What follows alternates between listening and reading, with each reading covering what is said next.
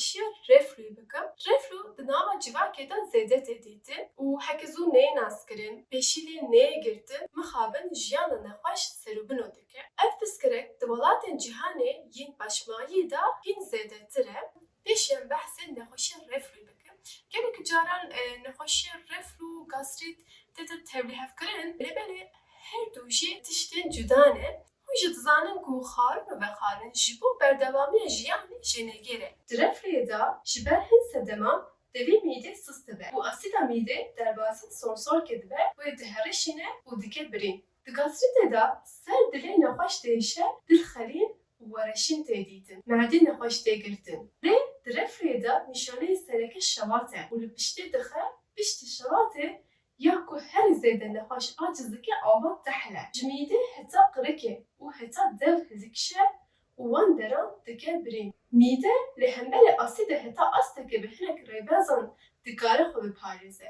Dema asîd zêde hate çêkirin, piştî astekê mîde nikare xwe biparêze û dibe birîn. Ji vê re gastrît tê gotin. Di vê nexweşiyê de nîşaneya sereke êş e. Ev êş wekî şewatê xwe dide der, mîdê dest pê dike, bavê jî piştî. Bi taybetî ji piştî xwarinên baharata wan zêde, xwarinên tirş, yên tûş, piştî alkol û çikolatayê tê dîtin.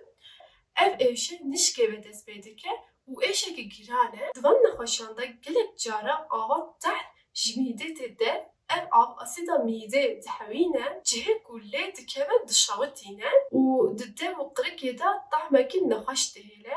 Canan di keliya xwarinê de, canan jî piştî xwarinê tê dîtin. Her wiha di van kesan de deng dikeve, nexweşiyên wekî farenjît û larenjît ku qirikê digirin zêdetir tê dîtin. Kesên ku xika wan derbas nabe, divê nexweşiya reflûyê bikeve şikê. Van nexweşan de ava ku ji mîdê tê qirikê diherişîne û dibe sedema xikê. Di van kesan de nexweşiyên wekî zatûrê û astîmê zêdetir tê dîtin. Ev nexweş her dixwazin qirika xwe paqij bikin. Di zarokan de ev nexweşî hîn girantir e. Zarokên ku reflû bi wan re hene çê nabin. Xwîna wan kêm dibe, zû nexweş dikevin, carnan werin bixeniqin. Ev hemû nîşaneyên reflû bû. Ji bo danîna teşxîsa reflû gelek caran ev nîşaneyê besin. Lê gava hemû hewildanan reflû derbas nebe endoskopî tê kirin. Di kiryara endoskopiyê de xortûman ku di serê wê de qemera heye, qavê jin hundirê sorsorkê û mîdê.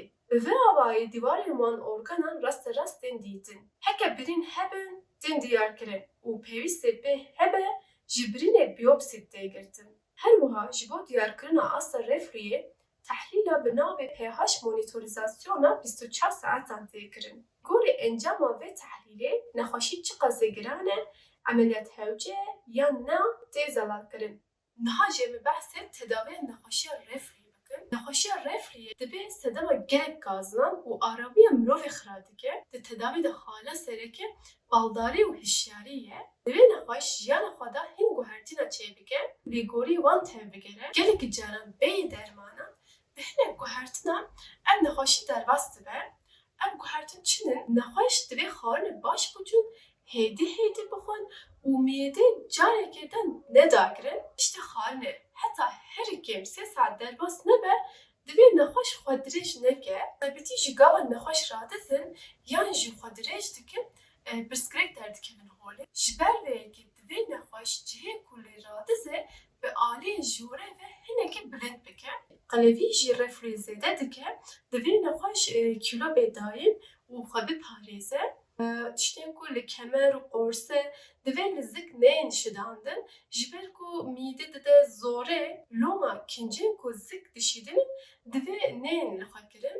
Wekî din stres û derman xwarin jî reflûyê zêde dike. Divê hîndî destê we bê pêşî li wan were girtin. Wekî din hewcê cixarê jî lê kêşandin, ji ber ku nîkotîn devê mîdê sis dike û alkol jî bê berdan. Divê xorekên zêde rûn dihewînin neyên xwarin, çay û qehve zêde neyên bixwarin. Ji biharat çikolata, tûjayî, qola, gazoz her wisa diçe, yên ku gazê dihewînin dûr bisekinin. Divê adanên avî bi xwarinê re zêde neyên vexwarin. Di navbêra danan de gava mîdê hinek sivik bû, dûr bêvexwarin. Bi kurtasî divê mîde zêde neyê dagirtin û şidandin. Divê nexweş li ser mîdeya dagirtin ranekeve ji tiştên ku mîde diwerî mîne dûr bisekinin. Wekî çi adanên ku li me nayên ango em jî aciz dibin teqes hewcî em jê dûr bisekinin. Ev hemû tedaviya reflûyê bû, belê ev tedavî guhertina jiyanê bû. Gava nexweşiya reflû nihate tedavîkirin, komplîkasyonên giran tên dîtin. Sorsork her bi her teng dibe, ji ber birînê xwîn jê diçe, piştî demeke dirêj mixabin, rewş bi penceşêrê ve diçe.